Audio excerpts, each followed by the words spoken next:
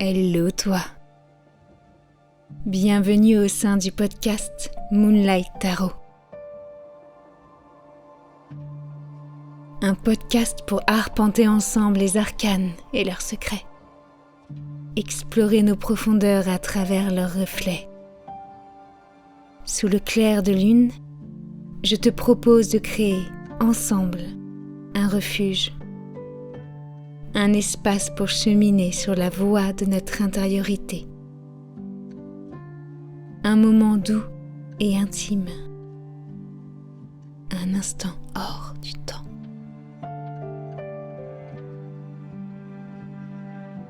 Aujourd'hui, faufilons-nous discrètement dans l'antre de la lune. Ici, ce que je souhaite, c'est qu'aux côtés de mon invité, on puisse plonger ensemble au sein de cet outil empreint de magie qu'est le tarot. Découvrir, expérimenter, s'observer là, sous l'éclat de la lune. Celle qui révèle tous les secrets, même dans la plus parfaite obscurité. Le tarot, sous ses rayons argentés, sera notre miroir, notre reflet. Que va-t-on y voir ? Quels trésors enfouis vont nous être révélés ? Notre univers intérieur et ses nombreux mystères, à n'en point douter. Bienvenue à toi et à notre invité que j'ai hâte de te présenter. Installe-toi confortablement. Prends une petite couverture et un bon chocolat chaud. Ton tarot à tes côtés, il est temps de débuter.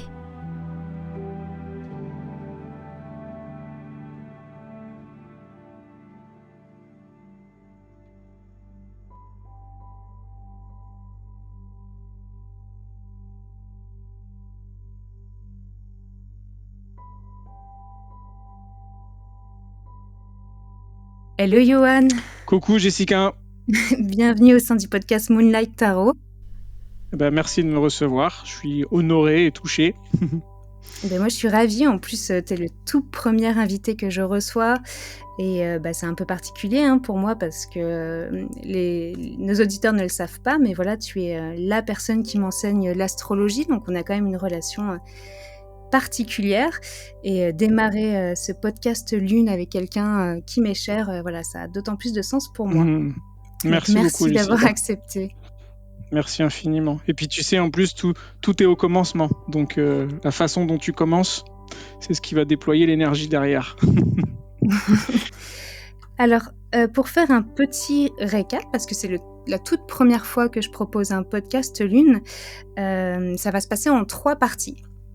Donc là, je vais te demander de prendre un tarot avec des arcanes majeures. Dans l'idée, j'ai pas envie de te proposer de te présenter d'une manière lambda, on va dire. J'ai pas envie de te poser des questions qu'on pourrait attendre de moi en tant que podcasteuse. J'ai envie un peu d'utiliser le tarot pour justement aller cheminer, pour aller te rencontrer, pour aller poser des questions qui sont peut-être un peu plus intime, un peu plus profonde, peut-être parfois dérangeante, et si c'est le cas, n'hésite pas à le dire. Il n'y a pas obligation de répondre. Ce qu'on va faire, c'est que tu vas tirer les cartes une par une. À chaque fois, tu vas me dire la carte qui est sortie, et moi, je vais te donner une question, donc une question qui a été écrite en amont. La question, tu verras, n'est pas forcément toujours dans le sens de la carte telle qu'on la connaît. Je respecte quand même le message, l'essence de la carte, mais parfois je sors un petit peu de ce chemin-là pour aller ailleurs, parce que c'est mon chemin à moi, de sortir du cadre. Donc si c'est ok pour toi, on va pouvoir commencer. Ouais, ça me plaît. Est-ce que tu as un tarot à tes côtés ? Ouais, j'ai les arcanes majeures qui ont été isolées. Ok, parfait. Et d'ailleurs, quel tarot t'accompagne ce soir ? C'est le tarot de Chris Hadar que j'ai découvert il n'y a pas très longtemps parce que je m'intéressais beaucoup au langage des oiseaux et le langage des oiseaux dans la tradition hermétique. Et donc j'ai entendu parler de ce tarot dans un de mes cours parce que il y a certaines arcanes qui étaient écrites d'une certaine façon, et en fait cette façon-là avec laquelle elles sont écrites permettait des jeux de mots, comme par exemple le battler, à la base il y avait un S après le BA, donc du coup on pouvait faire le jeu de mots le battleur, ce qui est en bas teller. Et j'aimais bien l'idée, ça me remettait les idées en place par rapport au langage symbolique, en tout cas de la puissance des mots. Donc c'est celui-là que j'ai pris ce soir. Eh ben, je suis ravie, mais n'hésite pas du coup à nous partager un petit peu ces symboliques auxquels on n'a pas forcément accès. Je pense notamment à une interview que tu as donnée avec Moreno qui citait la maison Dieu, l'âme et son Dieu. Et en effet, je trouve que ça apporte une profondeur complètement différente aux cartes, d'avoir cette notion-là. C'est clair. C'est clair, c'est ce qu'il y a de plus créatif, quoi. Ouais, carrément. Mais ce qui me passionne le plus, que ce soit l'astrologie ou le tarot, c'est toujours d'en faire un outil créatif. Ça veut dire à partir du moment où tu projettes ta conscience dedans, toi, Jessica, tu vas jouer avec les chiffres, avec les lettres, avec les symboliques des dessins, et toi, tu vas y trouver des messages mais c'est ta couleur, quoi. Et c'est ça qui est génial, parce que ça veut dire que tu réinventes l'outil, quoi. Tout à fait, ça reste de la projection personnelle. C'est clair. On y voit sa propre vérité et c'est ça qui est riche. Ouais, carrément. Eh ben parfait. Eh ben écoute, je t'invite à tirer la toute première carte. Allez. Alors.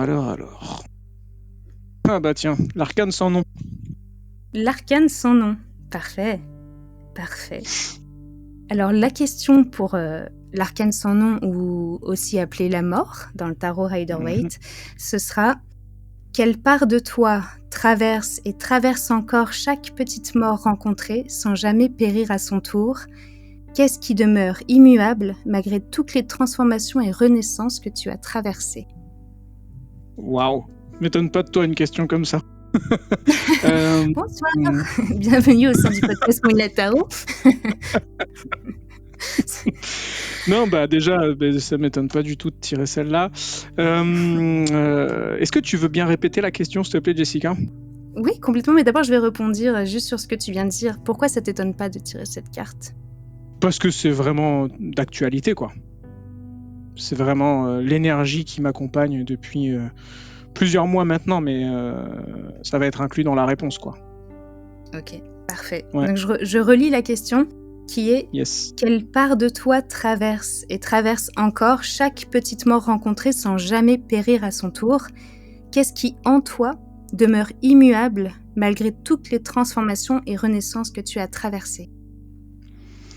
Alors, ça va être difficile pour moi de mettre un mot dessus, parce que je vois que, surtout là, depuis quelques mois, je dirais depuis 1 an et demi, grosso modo, c'est un vrai tournant à plein de niveaux. C'est vraiment des petites morts consécutives. Et malgré tout ça, ou avec tout ça, il y a vraiment quelque chose, justement, une partie de moi qui, je vois, elle, ne change pas, quoi. J'arriverai pas à mettre un mot dessus pour la définir. Je sais pas si on pourrait appeler ça le soi, l'âme, l'observateur en moi, mais en tout cas il y a une essence que je sens qui peut observer le personnage en train d'avoir mal, d'avoir peur, d'être en joie, de vivre sa scène humaine, quoi. Et pour le coup, qui elle reste, mais alors c'est pas qu'elle reste immuable, mais en tout cas j'ai l'impression, ou j'ai le sentiment qu'elle s'enrichit de ouf, quoi. Qu'elle extrait de chacune de ses expériences des perles de ressenti, je sais pas si on pourrait dire de sagesse, etc. Alors si je pouvais vivre de ce plan-là tout le temps, ça serait beaucoup plus facile. mais voilà, j'aime aussi me plonger dans l'humain et puis vivre ce que je me suis proposé, quoi. Mais en tout cas, oui, c'est clair qu'il y a bien une partie qui reste à la fois immuable parce qu'elle n'est pas atteinte dans sa valeur, on va dire, ou dans sa profondeur, mais en revanche, elle gagne en lumière, on va dire. C'est ce que je ressens. Une partie qui se nourrit, du coup, qui ne fait pas qu'observer, mais qui se nourrit de nos expériences. Ouais, clairement, ouais. Clairement.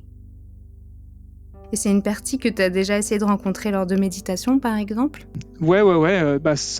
Disons que cette partie-là, j'en ai toujours eu conscience ou connaissance, etc. Mais on va dire que j'ai le sentiment que les épreuves, voilà, les épreuves qui peuvent faire traverser aussi des formes de souffrance, qu'elles soient physiques ou ou psychologiques ou émotionnelles, peu importe, paradoxalement, nous mettent encore plus en contact avec cette partie-là, quoi.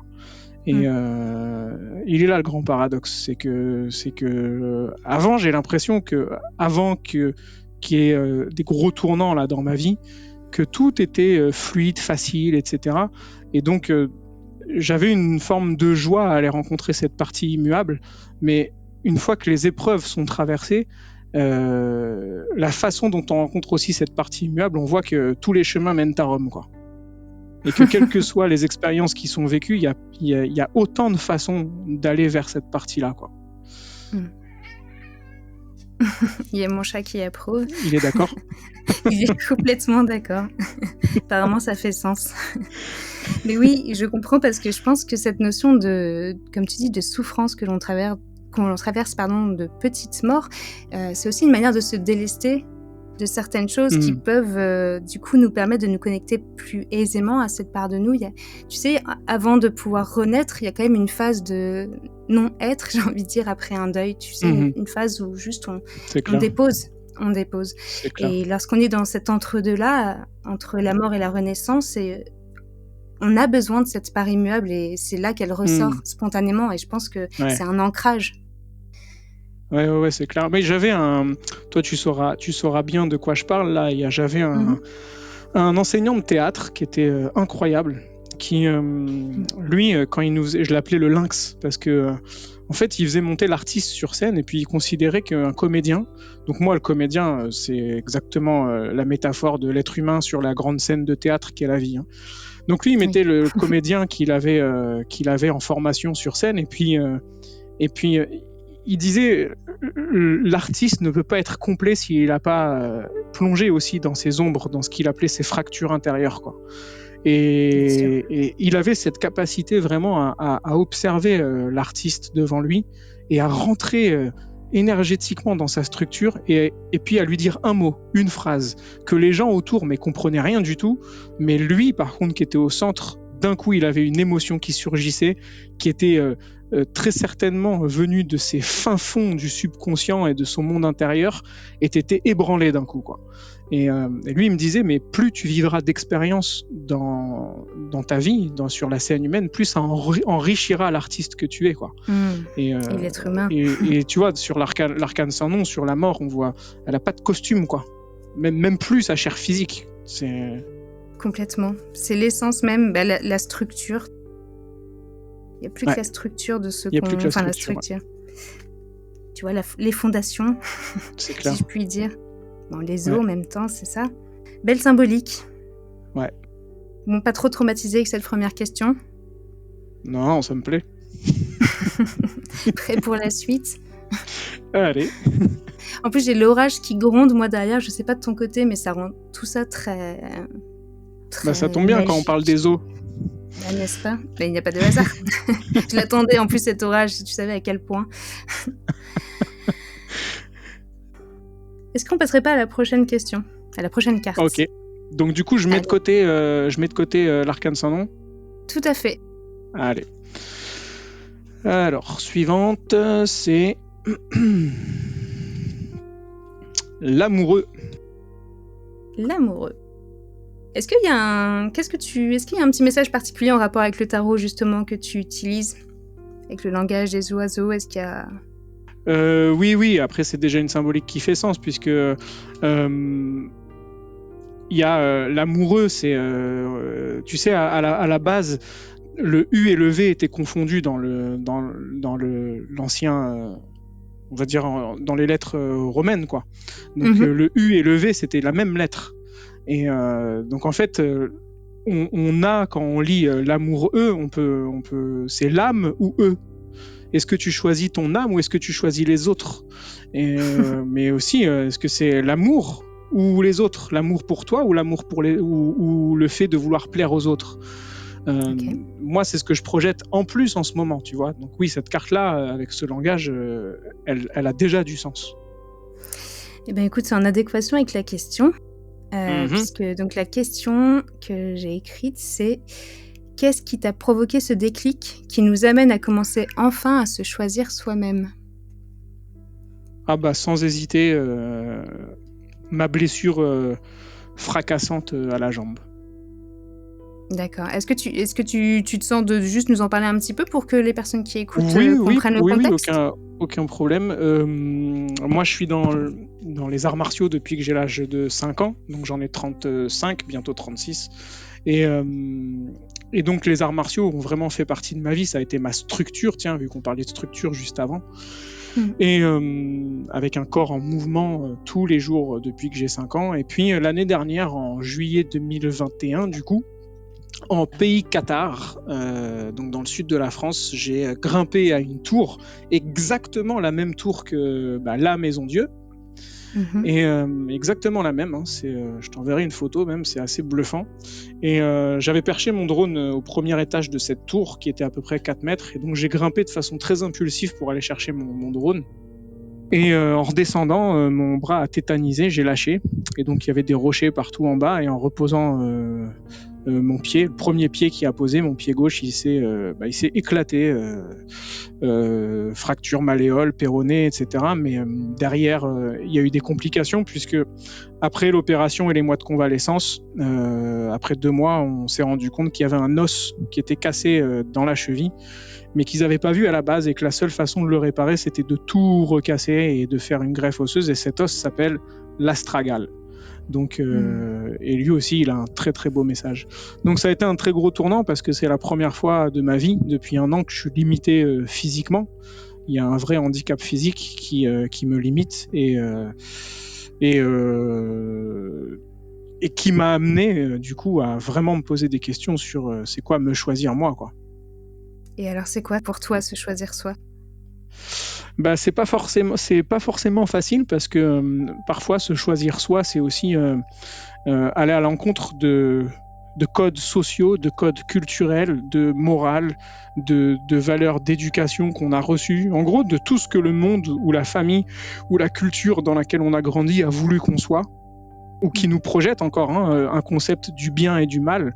Et donc c'est super difficile parce que quand tu vis dans une conscience sociale où sont clairement établies les normes du bien et du mal, Mmh. quand toi, te choisir toi, ça va pas dans ce sens-là, c'est vraiment pas facile, quoi. Mais Non, brièvement, je dirais que ouais, me choisir moi, c'est mettre au premier plan, quoi qu'il arrive, quoi qu'il en coûte, de mettre au premier plan les valeurs de l'âme. les valeurs de l'âme. Mm. Ouais. Donc les valeurs profondes aussi, celles qui nous appartiennent. Ouais, exactement. Ce que le divin en soi appelle, là où je suis en joie, quoi. N'en Tout à plaise ou fait. non à certains. Et qu'est-ce qui fait qu'à travers cette expérience que tu as vécue, tu as eu ce déclic? Qu'est-ce qui a provoqué d'un coup ça en toi? Déjà, il y a eu une sorte de... Je crois que j'ai eu pour la première fois de ma vie, parce que j'ai grandi dans le milieu de la compétition, donc il fallait gagner Mmh. des médailles d'or avec un rêve olympique, etc. Et je m'étais déjà blessé une fois quand j'avais 20 ans. Je m'étais fait une rupture du ligament croisé au genou gauche encore. D'accord. Mais ça ne m'avait pas suffi parce qu'après il fallait revenir au niveau, donc je me suis rééduqué rapidement et je m'étais pas arrêté, si tu veux. Là, cette Mmh. blessure, je me suis vu dans des états physiques tellement poussés à l'extrême parfois que je crois que pour la première fois j'ai ressenti de la compassion envers moi, comme D'accord. si cette partie-là, tu vois, dont on parlait tout à l'heure, là, cette essence-là, qui reste immuable, observer, mais avec une forme de compassion, l'humain qui était en train de souffrir là et qui était en train de vivre un gros tournant. Et donc Mmh. cette forme de compassion, là, je me suis dit bon, il serait peut-être temps que je dépose la hache de guerre ou l'épée de samouraï et que j'apprenne vraiment ce que c'est que de prendre soin de moi. Et comme notre corps, c'est que la manifestation physique de notre vibration, je me suis dit bah et si en fait mon rapport à mon corps changeait, que je l'entraînais plus tous les jours pour un souci de performance, de médailles, etc. Ou pour être le meilleur tout simplement, mais pour simplement pour de façon thérapeutique, quoi, pour en prendre soin comme un véhicule à honorer. Pour se faire du bien. Mais j'en Mmh. suis qu'au début. Ouais, ouais, c'est ça. Je pense que c'est un cheminement de toute une vie aussi. Ouais, ouais, je pense, ouais, c'est clair, c'est clair. Comme tu dis, c'est pas des choses qu'on nous a inculquées, donc apprendre à se choisir et à prendre soin de soi et à changer son rapport au corps, Ouais, ouais, sa ouais, ouais. manière de se mouvoir dans la vie, c'est un process, c'est un apprentissage de toute une vie. c'est clair. Bah, surtout dans une culture judéo-chrétienne comme celle dans laquelle on vit, dans laquelle le corps a été quelque chose de... Voilà, le corps et ses pulsions, ou le corps et ses besoins, etc., c'est pas forcément ce qui est mis au premier plan, loin de là. Non. Surtout dans notre culture, quoi. Donc finalement, c'est marrant, on en revient enfin c'est marrant, c'est pas le juste mot, mais on en revient un peu à ce message, à quel point les épreuves que l'on peut traverser nous permettent de nous rapprocher de notre essence et finalement, quelle meilleure manière de se rapprocher de son essence que décider de se choisir et de prendre soin de soi. Ouais. Et bien écoute, sur ces mots, je t'invite à tirer la prochaine carte. Allez. J'ai l'impression que le tarot nous raconte un peu ton histoire. Mais j'adore, franchement, cette façon-là de rentrer en contact avec... parce que du coup, au moins, ça me permet de court-circuiter. Tiens, qu'est-ce que je vais bien raconter de moi ? Quelle histoire je vais raconter de moi-même, tu vois ? Là, c'est plutôt le tarot qui va me raconter, même si je projette après dessus la carte, mais n'empêche que c'est la carte le point de départ. Évidemment, elle nous guide. La roue de fortune. La roue de fortune. Intéressant. Alors, la question est, que fais-tu pour te sentir maître de ton destin ? Oh là là. Il n'y a pas si longtemps que ça, je t'aurais répondu au quart de tour. Là, là elle me déstabilise la question, hein, du coup, et la carte, parce que j'en arrive à un point où tu connais le langage astrologique. Moi, j'ai un ascendant Sagittaire avec Uranus collé à l'ascendant. Donc, c'est ma façon de m'exprimer ou d'exister à la vie et à l'univers. C'est vraiment à travers l'expression même de la liberté. C'est-à-dire, j'ai besoin d'être libre. C'est ça qui me met en joie. Et parfois, là, pour la première fois de ma vie, j'en arrive à des questionnements qui me mettent au pied du mur, du style est-ce qu'on est vraiment libre, quoi ?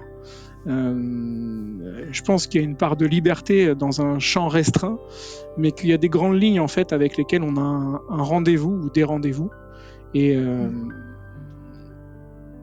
Mais au quotidien, pour me sentir maître de mon destin, j'agis avec le plus d'humilité possible, on va dire, dans ma moindre échelle et à la moindre mesure de ce que je peux atteindre dans mon quotidien. Ça veut dire que par loi de cause à effet, c'est ce que je peux un peu regarder dans cette roue de fortune, où je peux y voir la roue du karma, quoi, la loi de cause à effet, où je me dis, ok, si tu veux être en bonne santé et jouir d'un corps en bonne santé, déjà, tous les jours, c'est quoi les routines, entre guillemets, puisqu'on parle de roues, que tu installes pour entretenir la qualité de mouvement, pour entretenir la qualité de respiration, pour entretenir une qualité vive de l'esprit.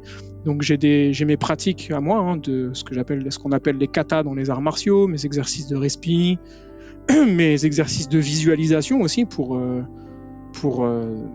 me sentir maître de mon destin. Je vois un peu cette roue de fortune non pas comme quelque chose d'inéluctable, mais comme si dans notre vie on avait des roues interconnectées de chemins potentiels.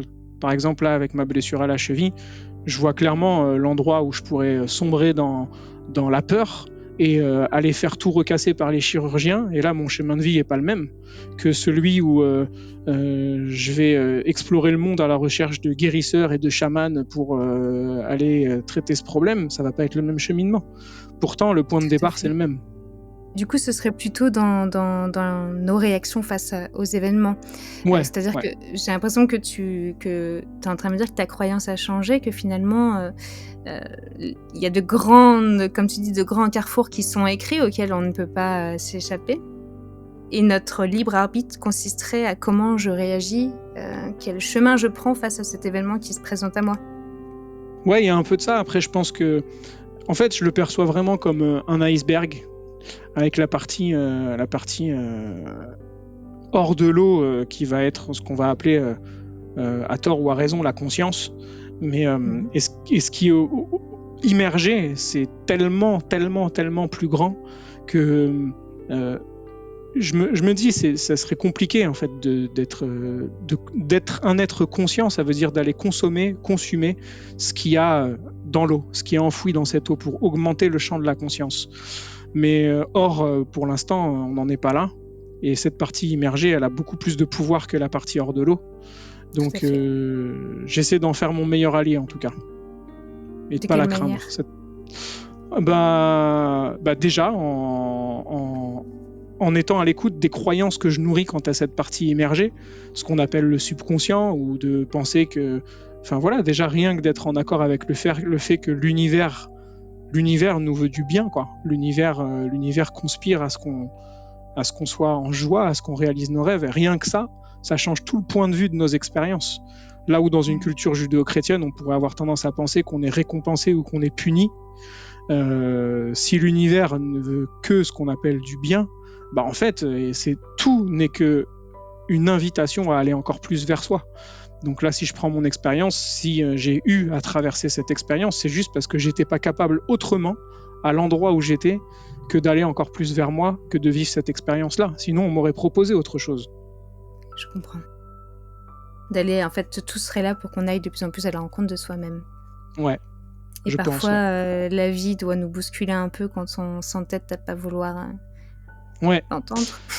Ouais. Du coup, on dit la vie, voilà, mais je me demande si c'est pas une part de soi plus grande, quoi. Ouais, l'univers, la vie, en fait, c'est nous, hein. Je pense que c'est vraiment cette part de soi. Tout se rejoint. Ouais. Ok. Est-ce qu'on a le temps encore pour... je pense qu'on a le temps pour une petite dernière carte avant de passer à l'étape suivante. Avec plaisir. Alors... Le pape. Je vois un cheminement, moi, à travers ces cartes. Je sais pas si toi, si tu ressens qu'elles racontent quelque chose, mais... C'est clair, ouais. Je vois un cheminement. Parce que la question du pape, du coup, est si tu pouvais transmettre un enseignement au monde, lequel serait-il ? Va vers toi et diffuse ta lumière. Ouais, je pense que c'est une belle conclusion à tout ce qu'on vient de dire, du coup. Ouais. Va vers toi et diffuse ta lumière. Comment on diffuse sa lumière ? Déjà en allant vers soi. Comment on va vers soi ? Non, je plaisante. Ça, on l'a vu juste avant. Mais ouais, je pense que déjà en allant vers sa lumière, parce que déjà le simple fait d'aller vers soi, normalement le fait d'aller vers vraiment qui on est, c'est censé allumer une flamme de joie, et cette flamme de joie, en fait, c'est même pas nous qui nous disons tiens, allez, je vais diffuser ma lumière. C'est juste que en fait une bougie quand elle est allumée, elle se dit pas tiens, je vais diffuser ma lumière. Elle rayonne qui elle est, et puis grand bien nous fasse, puisqu'elle diffuse sa lumière, et toutes les autres mèches qui vont aller s'abreuver à cette bougie vont s'allumer aussi. Donc l'idée me plaît bien, tu vois, de me dire que le simple fait de faire un pas vers soi, d'aller vers soi, c'est le fameux adage « aide-toi et le ciel t'aidera », quoi. Parce que quand on va vers soi, quand on fait l'effort d'aller vers soi et de lâcher les masques, etc., il y a une série, je sais pas si tu l'as vue, qui s'appelle Dirk Gently, détective holistique. Ah oui, complètement. Tiens, et donc là ouais, exactement, où l'univers est vraiment holistique, quoi. Donc ça veut bien dire ce que ça veut dire. À partir du moment où on est juste aligné, ok, ça fait un peu bateau de dire ça, mais quand on le vit quotidiennement, on voit vraiment qu'il y a une intelligence qui régit toute cette grande mise en scène pour qu'on aille réaliser l'essence même de ce qu'on est venu offrir à ce monde. Tout à fait. Après, c'est vrai que c'est un message qui peut bousculer et déranger de par cette notion de responsabilité finalement que ça implique et d'épreuves parfois très, très compliquées justement à accueillir. Et je pense que, je fais juste une petite parenthèse là-dessus pour les personnes qui écoutent, où en effet, si l'on dit que tout a un sens d'une certaine manière, et que tout ce qu'on vit est censé nous amener de plus en plus vers qui on est, vers notre essence, ça ne veut pas dire pour autant que les épreuves que l'on vit, que nous sommes responsables des épreuves que l'on vit, des maladies que l'on traverse, que c'est de notre faute ou que nous ne sommes pas alignés. Et je pense que c'est important aussi de se décharger de cette responsabilité qui peut parfois être difficile à accueillir. Oui, surtout qu'on a vite fait de confondre la responsabilité et la culpabilité, en fait. Exactement. Donc va vers toi et diffuse ta lumière. C'est un enseignement que tu partages déjà au sein d'Astro Dojo? Ouais, alors en fait, je l'ai pas inventé, hein, mais je l'ai changé. Parce que va vers toi, c'est une phrase de la Bible en fait. Hein. C'est en hébreu Mmh. quand Dieu dit à Abraham Lech lecha, c'est en hébreu, ça veut dire va vers toi. Mmh. Va pour toi, va vers toi. En gros, si tu restes là où tu es, bah, tu auras une vie heureuse, etc. Mais tu seras oublié à travers les siècles. Mais si tu vas à l'endroit que je t'ai désigné, tu deviendras une nation, etc. Donc en gros, c'est l'histoire de tous les humains, quoi. C'est quitte ton père et ta mère, c'est va vers toi, quoi. Et en ayant le courage d'aller dans notre légende personnelle et d'arpenter le chemin, il y a tout qui se met en place et c'est inscrit dans la mémoire du monde. Donc ça, c'est ce premier va vers toi. Et puis mon enseignant d'astrologie, depuis que je l'ai rencontré, le deuxième, qui a été le plus important, que je suis depuis 7 ans maintenant, lui, c'est vraiment sa phrase, ça, garde la lumière, tout le temps, tout le temps, tout le temps. Et c'était une sorte d'hommage que je voulais lui donner. Seulement, c'était sa vibration, et quand j'ai lancé Astro Dojo, là, il y a 1 mois, je crois, Oui. garde ta lumière, garde la lumière, ça peut être une connotation où, oui, il y a un côté gardien ou gardienne de la lumière, mais il y a un côté, je la garde pour moi, quoi, tu vois. Oui, je ne Et partage pas. ouais, j'avais besoin de quelque chose qui ouvre beaucoup plus, mais en gardant le va vers toi, quoi, parce que ça me plaît, va vers toi. Donc va vers toi et diffuse la lumière, c'est un peu ça le cheminement, puisque de toute façon, en allant vers toi, tu vas la Tu découvrir, ta diffuses. lumière. Et après, voilà, il n'y a plus qu'à choisir de la diffuser, justement. Ouais. Ou laisser faire, parce que je pense que plus on va Ou vers laisser soi, faire, plus ouais. elle se fait. Ça se fait. Ça se fait, comme Ouais, tu dis, d'une manière presque inconsciente. Plus on se rapproche de notre essence et plus ça vibre, plus ça rayonne, c'est plus ça clair, diffuse. c'est clair. Ok, ça marche. Eh bien, écoute, j'ai fini avec mes petites questions, en tout cas avec les cartes Ok, du tarot. Est-ce que tu peux nous yes. parler un petit peu avant de passer à la suite, de ton rapport au tarot? Ah, le tarot, c'est mon chouchou. Parce que moi, j'étais, je sais pas quel âge j'avais.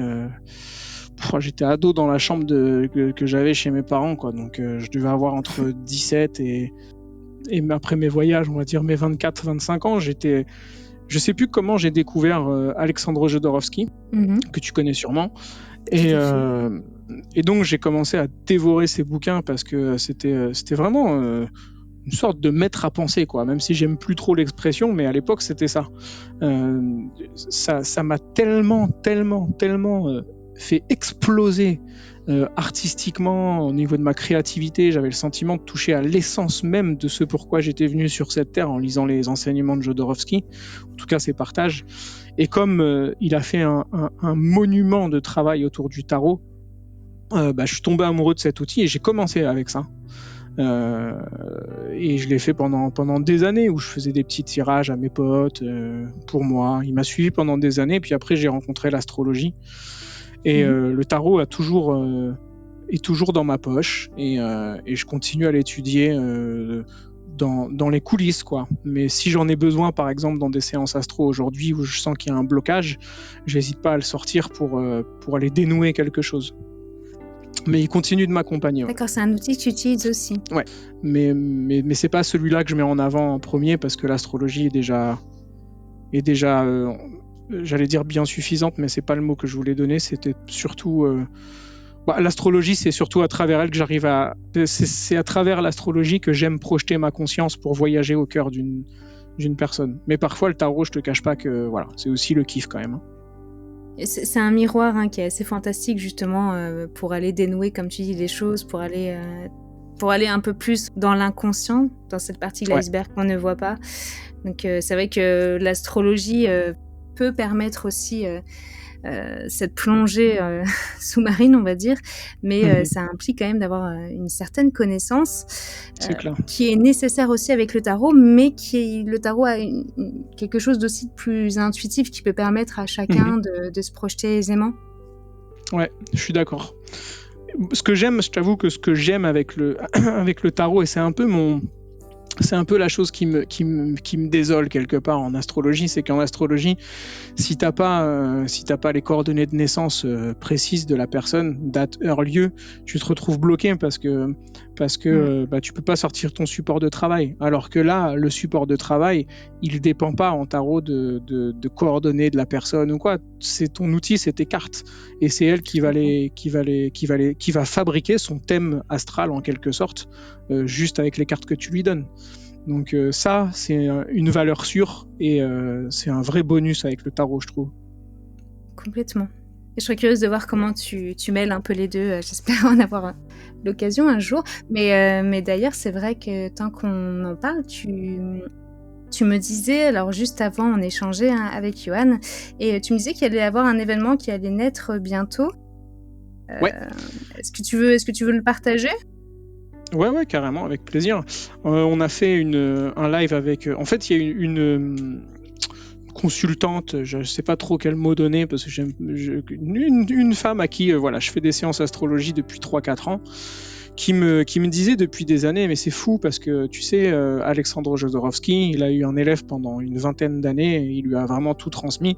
Il s'appelle Moreno Fazzari, et ce serait vraiment génial que tu le rencontres parce que vous travaillez d'une façon assez semblable. Et donc ça a mis 4 ans parce que moi j'étais dans ma vie, lui aussi sûrement, et là cette année on s'est contacté, ça a accroché mais direct quoi, et puis on s'est dit faisons un live pour mettre en avant, parce que moi ça me tient vraiment à cœur de garder, on va dire, une démarche authentique par rapport aux bases et aux fondements de ce qu'on pourrait appeler la tradition ésotérique ou hermétique, mais quand même avec de la liberté. C'est très air du Verseau, ça, de la liberté quant à la façon d'utiliser cet outil-là, quoi. Et donc, le live s'est super bien passé avec Moreno, et on s'est dit, proposons. Lui, il fait déjà des tirages une fois par mois ou deux fois par mois, où il anime des lives où il reçoit des personnes, et puis les personnes posent des questions, et il fait des tirages en instantané. Et donc, on s'est proposé, on s'est dit, faisons la même chose, mais on rajoute l'outil astrologique, ce qui fait qu'au sein du même live, la personne va se connecter avec sa question ou ses questions, et elle aura à la fois, dans le même temps, le tirage de Moreno, et moi j'ai son thème astral avec mes infos symboliques, quoi. Donc le mélange des deux, de toute façon, il cartonne, quoi. Donc, ah oui, c'est et le faire avec Moreno, pour moi, c'est un honneur, quoi. Ça a du sens, ça ramène aux sources en plus. C'est clair. Clairement. Mais j'ai hâte de découvrir. Ouais. N'hésitez pas à surveiller la chaîne. Tu le sauras bien assez vite, ouais. Et pour ceux qui ne connaissent pas la chaîne de Johan, donc c'est Astro Dojo. Est-ce que tu veux nous en parler un petit peu avant qu'on passe à la suite ? Ouais, Astro Dojo, c'est aussi très très symbolique, parce que ça a été Johan t'ouvre ses portes à un moment où j'étais comédien, et puis après c'est devenu Johan t'ouvre son antre, où je voulais focus beaucoup plus astro, mais l'antre, pareil, c'était quelque chose de fermé. Et puis Johan t'ouvre son antre, ça m'a permis de trouver une forme d'identité. Tiens, c'est marrant que j'utilise ce mot, ouais, carrément. Quel est le costume à travers lequel je voulais œuvrer et diffuser les enseignements ? Et une fois que ça a été éclairci, vraiment, que ça a été assez clair pour moi, je sais que l'étape de ma blessure, je voulais avoir une nouvelle structure de renaissance. Et donc ma copine qui est une excellente designeuse, entre autres, avec toute son équipe, ils ont fait un travail monumental pour me donner un support, m'offrir un support qui allait me permettre d'explorer ou de diffuser mon univers d'enseignement de l'astrologie, mais je voulais un côté fun, un côté avec on va dire mon historique dans les arts martiaux, etc. Et ils ont vraiment pondu exactement, même encore mieux que ce que j'aurais pu imaginer. C'est assez magnifique. Donc Astro Dojo, c'est voilà, il y a quelque chose de ludique. Je m'éclate avec les BD, c'est très créatif, il y a des personnages, l'univers il est quasi illimité.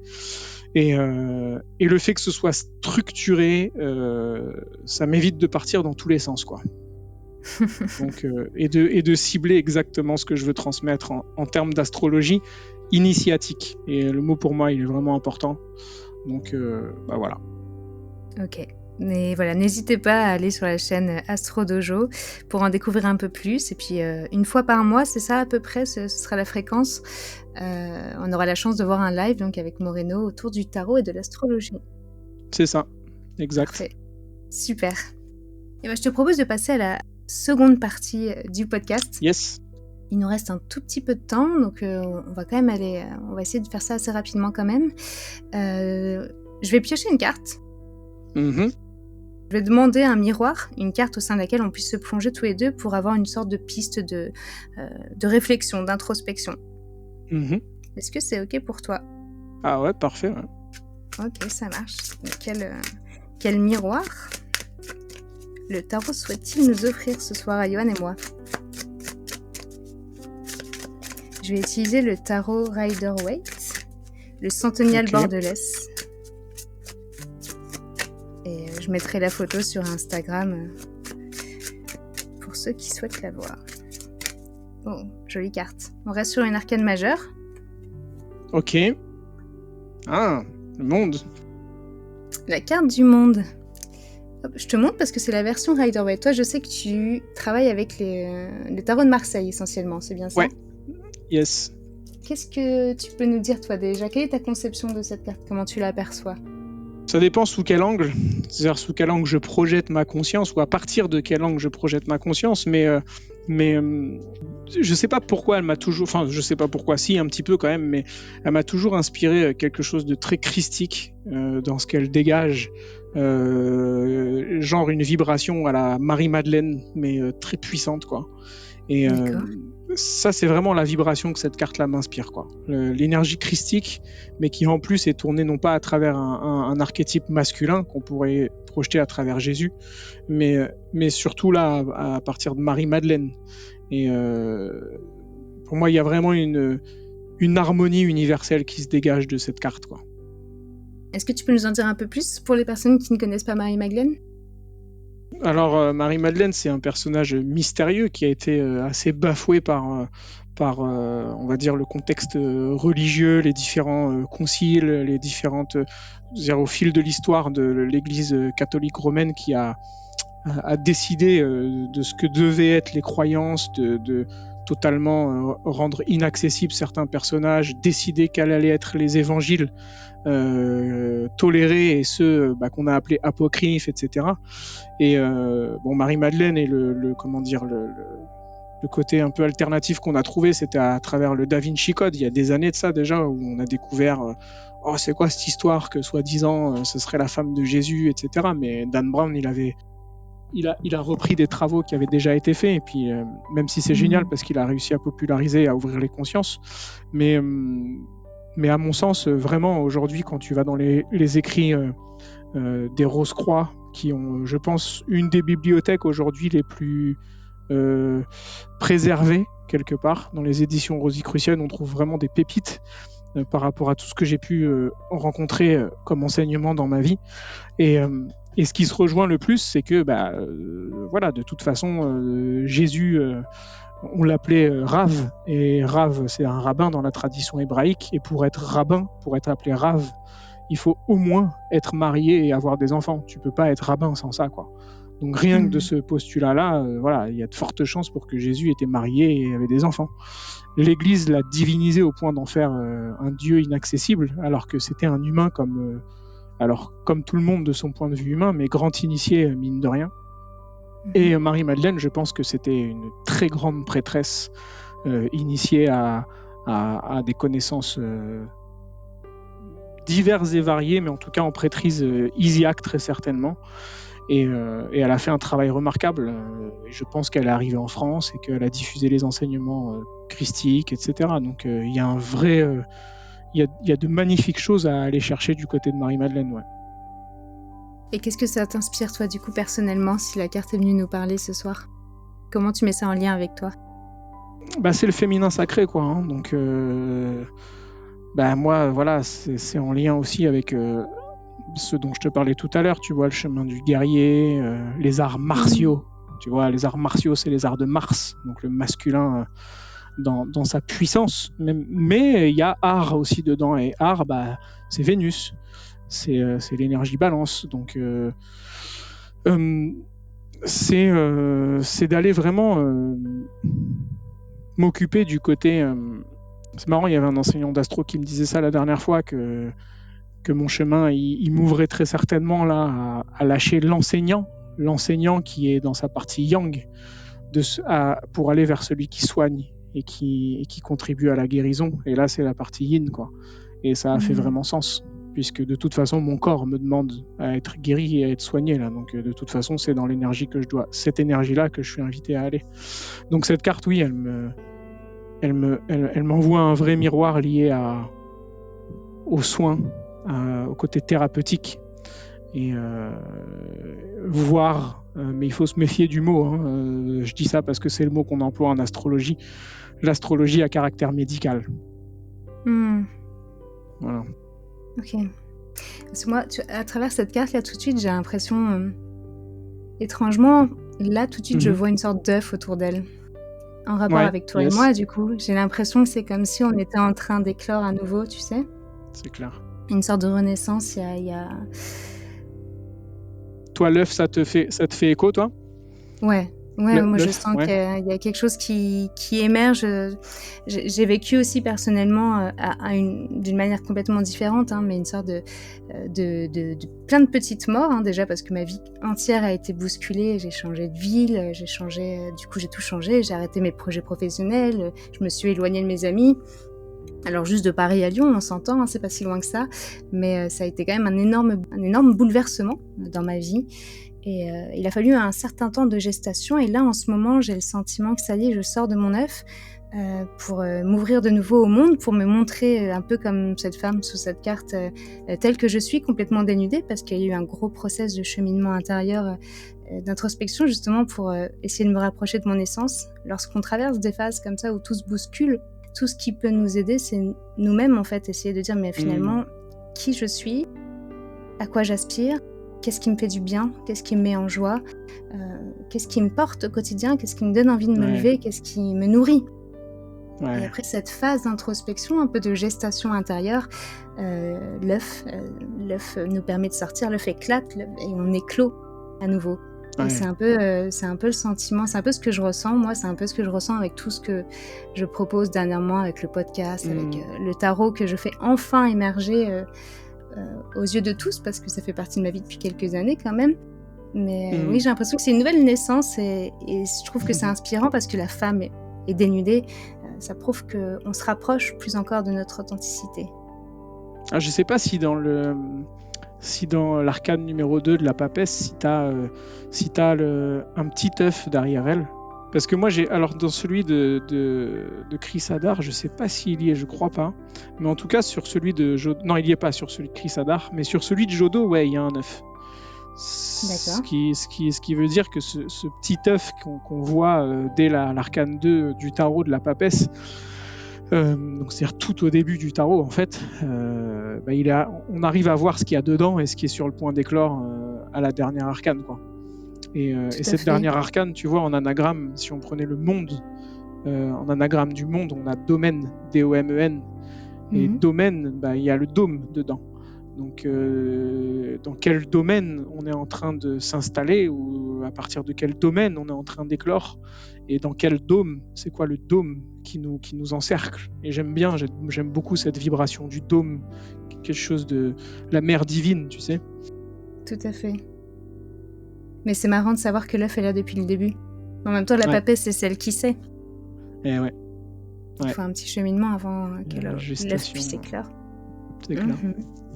C'est un chouette message. En tout cas, moi, ça me... Surtout pour ce premier podcast, ça me parle bien, ça vibre bien. Tu m'étonnes. Puis surtout d'arriver à cette arcane-là, parmi les dernières arcanes tirées du podcast, c'est quand même une belle complétude, quoi. Est-ce que toi, tu te sens de nous délivrer un petit message de ton côté ? De tirer une carte et... Tirer une carte, ouais. Une majeure, du coup, parce que moi, pour le coup, tu vois, c'est là où je pêche quand même, c'est les arcanes mineures. J'ai des connaissances dessus, mais j'ai pas l'habitude de travailler forcément avec. Une majeure, c'est parfait. Donc je vais tirer une majeure, si tu veux bien, ouais. Qu'est-ce que Johan a à nous dire ? Ah bah tiens, tu vas rigoler. C'est la papesse. C'est la papesse. Alors, je pense qu'il y a... Moi, j'aime bien aller chercher la vibration, forcément en résonance avec ce que j'y projette aussi, mais la papesse, elle évoque vraiment pour moi la connaissance occulte, voire ésotérique de tout ce qui n'a pas été diffusé au commun des mortels. Et je pense que dans cette ère du Verseau dans laquelle on est en train d'entrer, le Verseau qui est un vrai signe d'ouverture, hein, où tout s'ouvre aussi bien, on va dire, d'un côté positif que négatif, entre guillemets. C'est-à-dire qu'il y a de tout, en fait. Tout passe puisque tout est ouvert. Donc, il faut juste garder notre capacité de discernement. Mais la papesse, elle a toujours évoqué en moi cette connaissance que j'aime appeler la tradition primordiale, cet enseignement qui nous rappelle à quel point on est divin et que le plus grand secret de tous les secrets, c'est que l'énergie christique, elle est en nous. Alors quand je dis l'énergie christique, c'est vraiment cette étincelle divine. Et la papesse, elle évoque vraiment pour moi ce retour à la connaissance avec un grand C, pour l'humanité, quoi. Ça veut dire que je pense qu'on est à l'aube de redécouvrir de très anciennes connaissances qui vont ressurgir et qui sont déjà en train de ressurgir tranquillement et qui vont changer tous les domaines de notre vie. C'est-à-dire, vu qu'elles vont changer notre conscience, il va y avoir un vrai retour de ce que c'est que l'enseignement spirituel, ce qu'on appelait les initiations, un vrai retour d'anciennes médecines, c'est-à-dire d'anciennes façons de soigner véritablement, quoi, à la cause des causes, d'un point de vue karmique et même au-delà, au niveau multidimensionnel même. Et la papesse, elle incarne vraiment cette réceptivité des connaissances qui sont occultes, non pas parce qu'elles sont cachées ou non visibles, mais qui sont occultes parce que justement elles désoccultent, elles permettent de faire passer la lumière si on lève le voile. Donc c'est ça qu'elle m'évoque, la papesse. Puis comme elle est en gestation, tu sais, en astrologie, il y a un point particulier qui est très très lent, je crois, qui se déplace d'un degré, de quelques degrés tous les 5 siècles, c'est le soleil noir. Et donc d'aller voir où est le soleil noir dans le rythme de la conscience, il est dans le signe du Cancer. Le soleil noir représente l'humanité et l'éveil de conscience de l'humanité.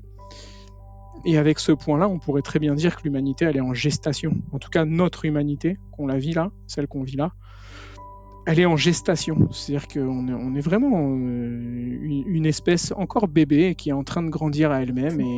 Et la papesse qui est aussi en gestation d'un point de vue jodorowskien, puisqu'il y a un œuf sur la carte. Ouais, je pense qu'il y a un truc qui nous invite à dire, ok, c'est quoi que je veux concevoir, la conception, et à partir de quelle connaissance surtout, puisque la connaissance amène la conscience. Vous connaîtrez la vérité et la vérité vous libérera. Et je vois aussi ce message d'aller la chercher en soi.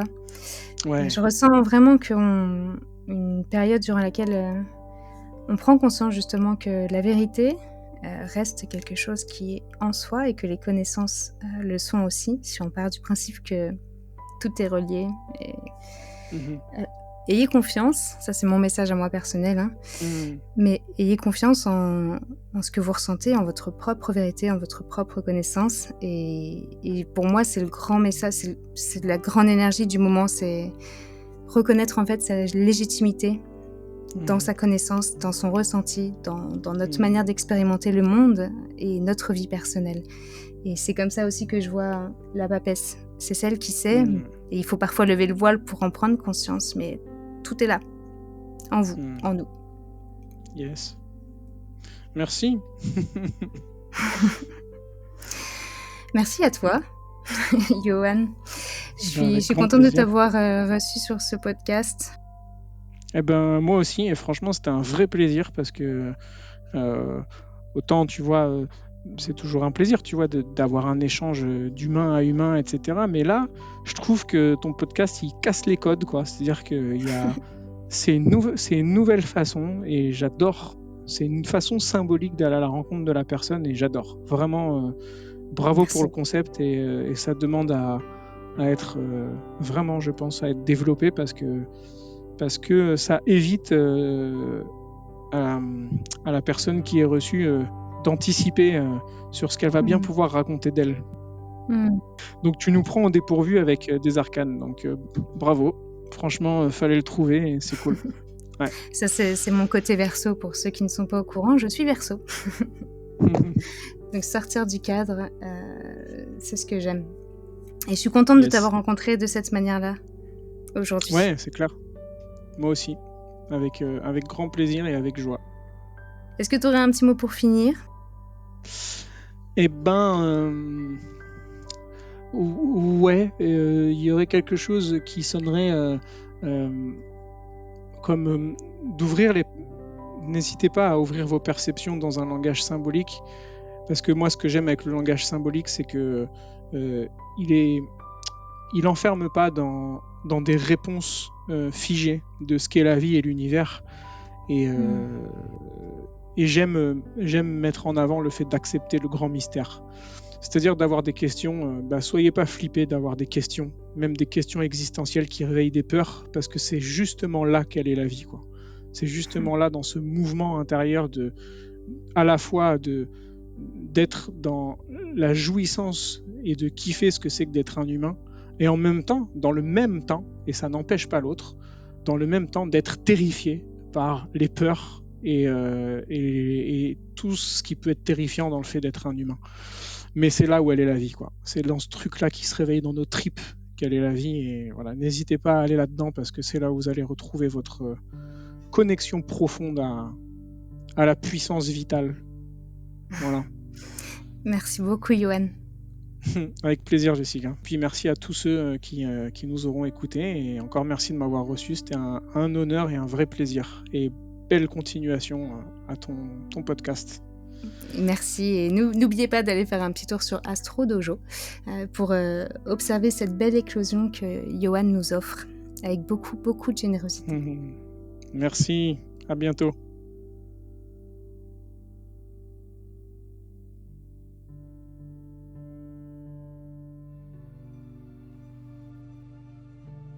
Notre exploration tarologique se termine ici.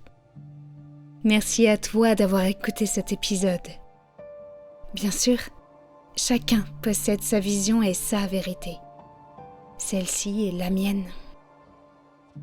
Ces mots sont ceux que j'ai posés sur ma lecture de cette carte. Ils dévoilent le lien que j'ai créé et ressenti avec le tarot. Ces mots sont ceux qui ont résonné en moi lors de mon exploration personnelle. Une aventure riche que je t'invite à entamer de ton côté, si cela vibre en toi. Tu peux d'ailleurs me partager ta vision, si le cœur t'en dit. Sur ces mots, ce podcast s'achève. On se retrouve très bientôt sous le clair de lune.